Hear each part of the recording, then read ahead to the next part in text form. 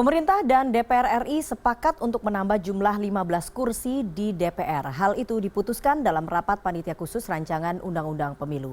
Akibatnya, menurut Deputi Sekjen Fitra Apung Widadi, beban anggaran negara ikut bertambah sekitar 36,8 miliar rupiah setiap tahun. Hal ini terkait gaji, kemudian dana reses rutin, uang rapat, dana komunikasi rumah dinas, dan berbagai fasilitas lainnya. Berikut kita ulas satu persatu. Angka 15 ini kemudian didapatkan dari hasil kompromi. Karena pada awalnya Pansus telah menyepakati untuk penambahan 19 kursi di DPR.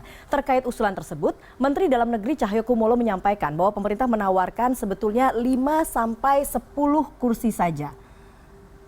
Tapi kemudian dari hasil diskusi akhirnya disepakati menjadi 15 kursi.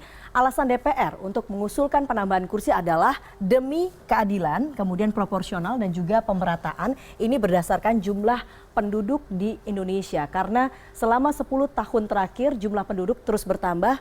Data terakhir menunjukkan 258 juta.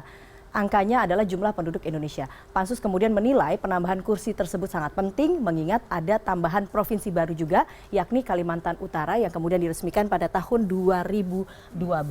Kemudian dengan penambahan 15 anggota DPR baru, ini dampaknya, maka dana APBN akan tersedot hingga puluhan miliar rupiah.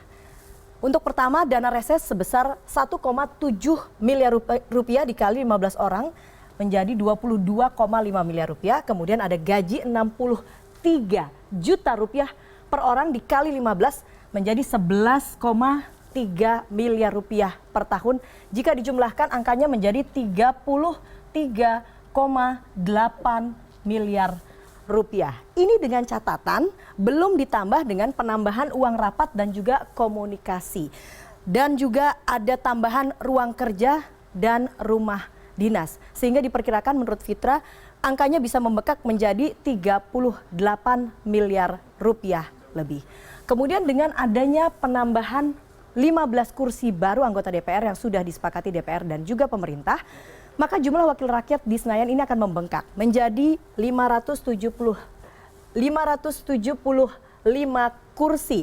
Ini adalah pertambahan atau ini adalah jumlah angka kursi di DPR dari tahun ke tahun, dari 1999 ke 2004 adalah sebesar 461, dan yang terakhir yang angkanya masih sama adalah 2009 sampai 2014. Ini argumentasi yang disampaikan oleh DPR bahwa dalam kurang lebih 10 tahun terakhir belum ada penambahan sama sekali jumlah kursi anggota dewan, sementara jumlah penduduk Indonesia semakin bertambah, belum lagi ada penambahan provinsi.